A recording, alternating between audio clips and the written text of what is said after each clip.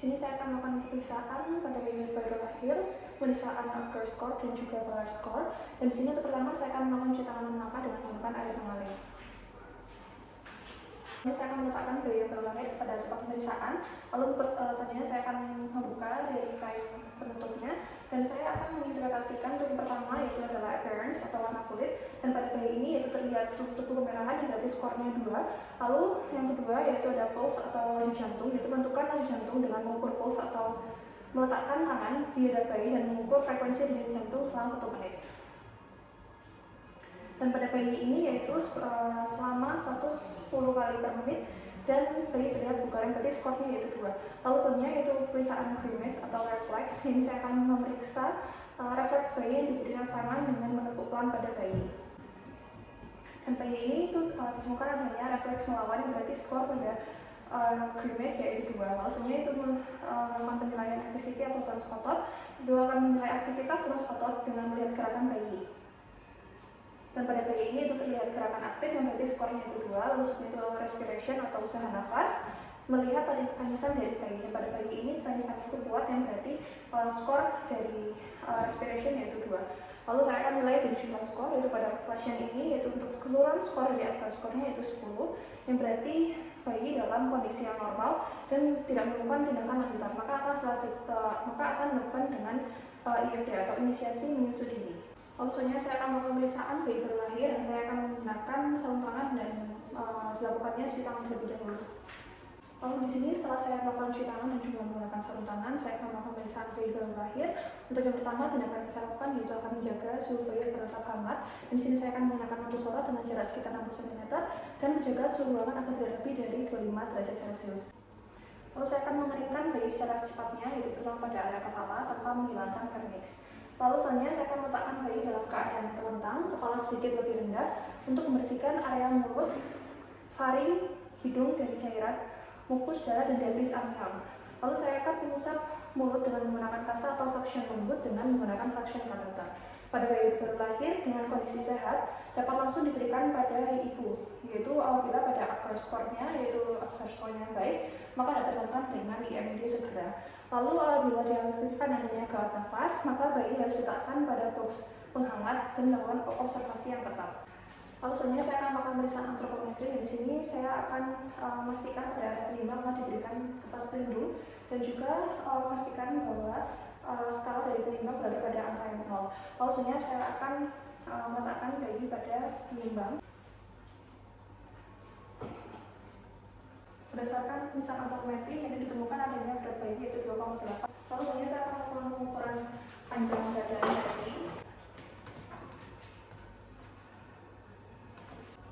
Dan pada bayi ini yaitu panjangnya 65 cm dan berada dalam kondisi yang cukup baik.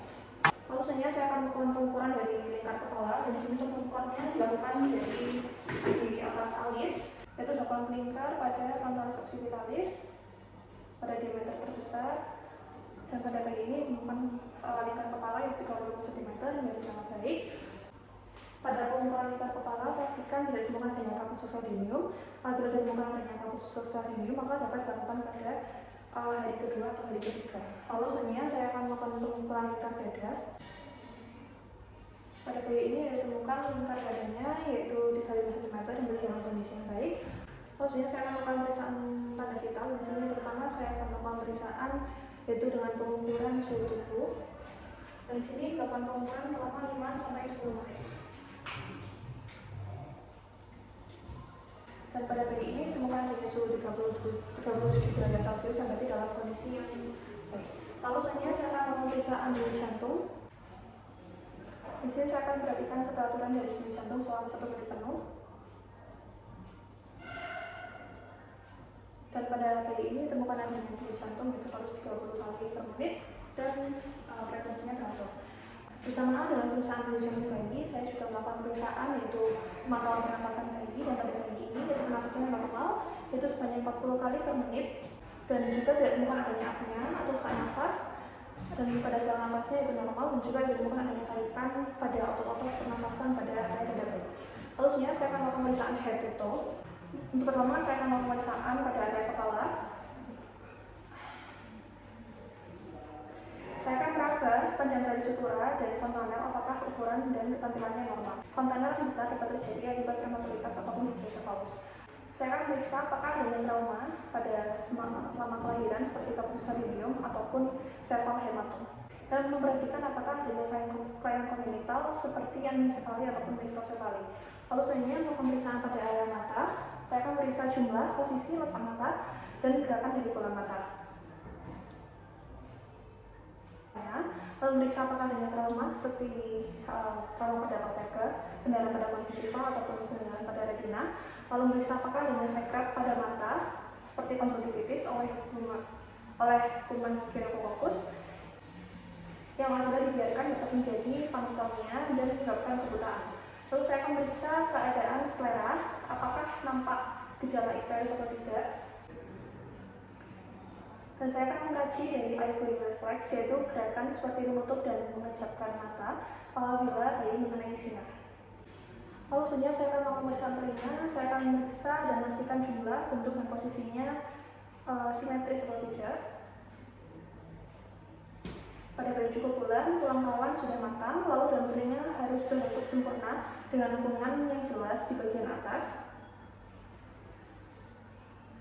Saya akan memperhatikan letak dari daun telinga.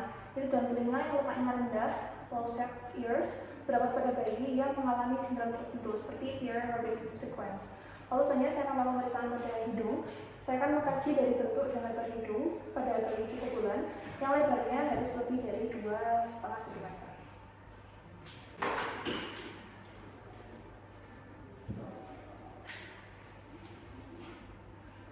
Lalu saya harus memastikan bahwa bayi bernafas dengan menggunakan hidung. Apabila melalui mulut perlu diperhatikan. Kemungkinan adanya obstruksi saluran nafas karena atresia koana bilateral, fraktur tulang hidung ataupun encephalocal yang menonjol ke nasopharynx. Lalu saya akan memeriksa apakah adanya sekret mukoporulen yang terkadang berdarah. Hal ini kemungkinan adanya sifilis kongenital. Lalu saya akan periksa apakah adanya pernapasan cuping hidung. Apabila cuping hidung mengembang menunjukkan adanya gangguan dari pernapasan. Lalu selanjutnya saya akan melakukan pemeriksaan bibir dan juga mulut. Saya akan mengkaji bibir apakah simetris atau tidak. Lalu perhatikan pada langit-langit mulut, yaitu pada area palatum, apakah adanya kelainan seperti bibir sumbi ataupun cleft lip palate. Lalu perhatikan apakah adanya bercak putih pada gusi maupun palatum. Dan pada pasien ini tidak ditemukan adanya kelainan tersebut. Lalu saya akan mengkaji refleks rutin, yaitu mencari puting susu ataupun refleks suckling dan refleks swallowing atau menelan. Dan pada bayi ini ditemukan adanya refleks, yaitu mengarah menuju ke arah jari yang saya berikan tekanan pada area pipi, yang berarti refleks rutin dan juga sucklingnya normal. Lalu selanjutnya saya akan melakukan pemeriksaan pada area leher. Pada leher bayi biasanya pendek dan juga harus diperiksa dari kesimetrisannya. Lalu pergerakan harus baik. Apabila ditemukan adanya keterbatasan pergerakan, kemungkinan adanya kelainan tulang pada leher. Lalu saya akan meriksa apakah adanya trauma leher yang dapat menyebabkan kerusakan pada plexus brachialis. Lalu saya akan melakukan perabaan untuk mengidentifikasi adanya pembengkakan ataupun pembesaran kelenjar tiroid dan vena jugularis. Lalu selanjutnya saya akan melakukan pemeriksaan dada, dan pada pasien ini untuk simetrisan dari gerakan dada, yaitu simetris yang berarti menandakan pergerakan normal pada dinding dada dan abdomen secara bersamaan. Lalu pada bayi cukup bulan, puting susu sudah terbentuk dan dengan baik dan tampak simetris. Lalu payudara dapat tampak membesar, akan tetapi hal ini normal. Dan pada pasien ini tidak ditemukan adanya kelainan tersebut yang berarti sangat baik. Lalu selanjutnya saya akan meriksa bahu dan juga lengan tangan, dan di sini kedua lengan harus sama panjang. Periksa dengan cara meluruskan kedua lengan ke bawah. Lalu saya akan periksa jumlah jari, dan pada jari tangan kanan yaitu ada 5 dan jari tangan kiri ada 5. Lalu selanjutnya telapak tangan harus dapat terbuka.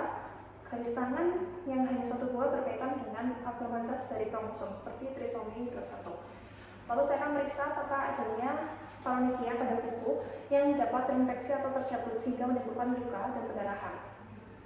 Lalu selanjutnya saya akan mengkaji refleks moro, yaitu apabila memungkinkan adanya fraktur. Dan di sini dikali dengan adanya bayi yang mengembangkan tangannya ke samping dan melebarkan jari-jarinya, kemudian menarik tangan kembali dengan cepat seperti ini mengelus seseorang. Lalu selanjutnya saya akan mengkaji refleks Hallmark grasping, yaitu refleks menggenggam. Dari sini timbul apabila kita membalaskan jari melalui bagian dalam atau meletakkan jari pada bagian telapak tangan bayi akan melingkar ke dalam seolah memegangi suatu benda dengan kuat.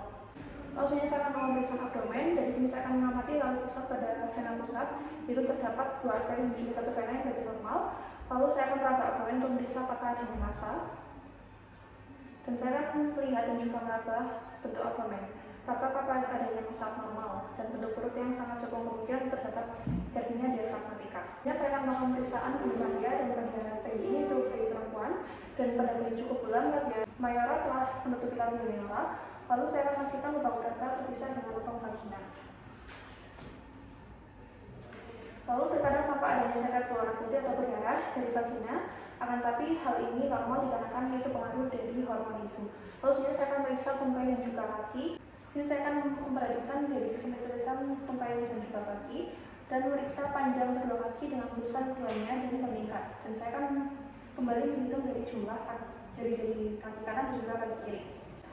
Kedua tungkai harus dapat bergerak bebas, kurangnya gerakan berkaitan dengan adanya trauma, misalnya fraktur atau kerusakan neurologis. Lalu saya akan mengkaji refleks Babinski dengan mengusap bagian dalam dari telapak kaki, dan pada bayi ini bukan adanya refleks yang normal, yaitu adanya gerakan dari jari-jari kaki membuka menuju ke atas. Lalu selanjutnya saya akan melakukan pemeriksaan dari spinal, dan saya akan memeriksa spinal dengan cara menentukan bayi. Saya akan mencari tanda adanya tanda abnormalitas seperti spina bifida, pembengkakan, lesung atau bercak kecil berambut yang dapat menunjukkan adanya abnormalitas medula spinalis atau bangunan vertebra. Lalu saya akan melakukan pemeriksaan dari anus dan juga rectum. Saya akan memeriksa apakah ditemukan atresia ani, dan saya akan mengkaji posisinya. Dan pada pasien ini ditemukan adanya atresia ani yang lebih sangat baik. Lalu saya akan memeriksa kulit. Saya akan memeriksa kondisi kulit seperti warna, luam, pembengkakan dan juga tanda-tanda infeksi. Saya akan memeriksa apakah ada bercak ataupun tanda lahir, dan memeriksa apakah adanya vernix facialosa yang telah dibersihkan sebelumnya, dan memperhatikan apakah ada rambut bau. Dan pada pasien ini untuk pandangannya tipis yang menandakan pada bayi ini itu cukup bulat. Lalu setelah dilakukan pemeriksaan umum pada bayi lahir, maka saya akan mengizinkan vitamin K sebanyak 1 mg secara intramuskular. Lalu saya akan melakukan pengambilan darah untuk newborn screening, yaitu seperti pemeriksaan untuk screening hemoglobin, golongan darah, hematokrit, gula darah dan juga bilirubin, dan melakukan hearing impairment screening. Lalu selanjutnya saya akan menjelaskan pada orang tua dari hasil pemeriksaan dan dunia konseling, baik untuk bapak dan juga ibu, dan di sini selamat atas kelahiran dari bayinya. Setelah dilakukan pemeriksaan seperti upper score dan juga pada pemeriksaan bayi lahir, untuk seluruhnya dalam kondisi baik dan juga normal. Lalu bila ada masalah ke depannya, mohon segera hubungi saya ataupun pada nurse dan juga atau membutuhkan bantuan pada suami. Dan maka dari itu mohon segera dilakukan IMD atau inisiasi menyusui dini. Lalu selanjutnya saya akan melepaskan sarung tangan, cuci tangan dan juga dokumentasi dari tindakan yang telah dilakukan. Lalu untuk selanjutnya saya akan melakukan pemeriksaan color score, dan di sini telah dilakukan cuci tangan dan juga menggunakan sarung tangan. Dan di sini pada bayi lahir diletakkan pada tahap pemeriksaan. Lalu untuk pertama untuk penilaian dari motoritas neuromuskular, di sini bayi diletakkan pada tempatan telentang dan juga memeriksa menunggu hingga bayi dapat bergerak dengan tenang. Lalu saya akan menilai postur dari bayi, yaitu pada bayi ini ditemukan adanya postur yaitu frog position yang berarti dalam kondisi yang normal. Lalu saya akan melakukan pemeriksaan jendela siku, dan sini tangan fleksi pada pergelangan dan akan diberi cukup tekanan untuk mendapatkan posisi sefleksi mungkin. Di sini saya akan mengukur nilai dari sudut antara inertia hipotena dan bagian antara lengan bawah. Dan di sini dilakukan pada kedua lengan kanan dan juga lengan kiri. Dan pada bayi ini untuk skornya yaitu 4 yang berarti dapat melakukannya fleksi semaksimal mungkin. Lalu sebenarnya saya akan melakukan pemeriksaan recoil lengan, yaitu saya akan memegang kedua tangan bayi dan fleksikan bagian bawah sejauh mungkin dalam 5 detik. Di sini saya akan meletakkan kedua lengan bayi dan juga melepaskannya. Lalu selanjutnya saya akan melakukan pemeriksaan seluruh poplitera yang bayi diletakkan dengan posisi yang telentang, lalu kemudian ditempelkan lembut di perut bayi dengan lutut ditekuk penuh. Dan di sini saya akan memegang kaki satu sisi dengan lembut dengan sel tangan, mendukung paha dengan tangan yang lain, dan saya tidak akan memberikan tekanan pada paha belakang. Lalu saya akan memastikan bayi berani merendam secara aktif sebelum melakukan ekstensi kaki. Kemudian kaki bayi diekstensikan sampai terdapat resistensi pasti terhadap eksistensi. Lalu saya akan mengukur sudut yang terbentuk antara paha dan juga betis di daerah popliteal. pada bayi ini untuk skornya itu 2. Lalu sebenarnya saya akan melakukan pemeriksaan tanda Shell, itu bayi dibaringkan telentang dan bisa mengarahkan kepala bayi ke garis tengah tubuh. Lalu saya akan mendorong tangan bayi melalui dada bagian atas dengan sentuhan,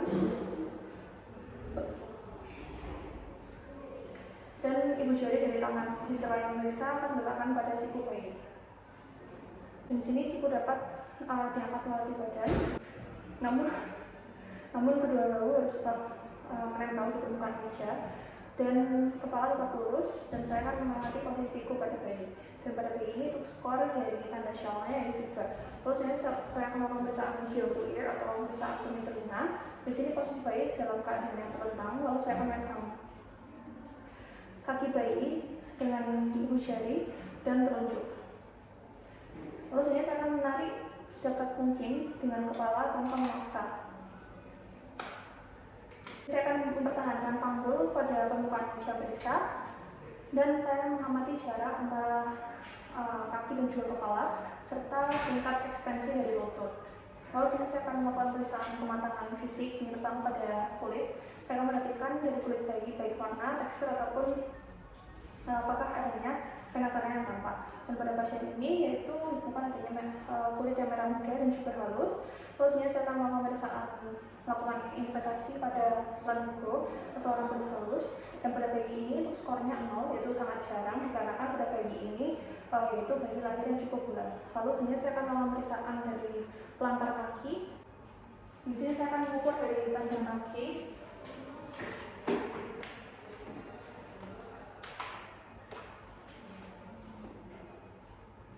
pada pasien ini untuk panjang kakinya itu 4 cm, dan ditemukan adanya garis-garis merah tipis. Yang penting skornya yaitu 1. Lalu saya akan melakukan pemeriksaan udara. Saya akan memeriksa ukuran rawa dan juga apakah ada bintik-bintik akibat pertumbuhan dari papilla Montgomery. Lalu saya akan palpasi jaringan warnanya di bawah areola dengan ibu jari dan telunjuk untuk mengukur diameternya. Dan pada bayi ini yaitu untuk skornya 4, yaitu berarti areolanya penuh, dan untuk benjolannya yaitu 5-10 mm. Lalu saya akan melakukan pemeriksaan mata dan juga dalam telinga. Dan sini saya akan melakukan palpasi dari ketebalan kapilar growth dan melipat dalam telinga ke arah wajah, kemudian lepaskan dan mengamati kecepatan dari kembalinya dalam telinga ketika dilepaskan seperti semula. Nah, pada pasien ini untuk skornya 3, berarti tinanya keras dan terbentuk dan berrekoil segera. Lalu selanjutnya saya akan melakukan pemeriksaan kelamin pada pasien ini, kelamin perempuan. Maka saya mengamati pada bayi perempuan dan saya akan memberikan skor. Dan pada pasien ini untuk skornya itu 4, yang berarti labia mayora menutupi klitoris dan menutupi labia minora. Setelah dilakukan pemeriksaan, maka saya akan menjumlah keseluruhan skor dan juga disamakan dengan usia kehamilannya. Sekian dari saya, terima kasih.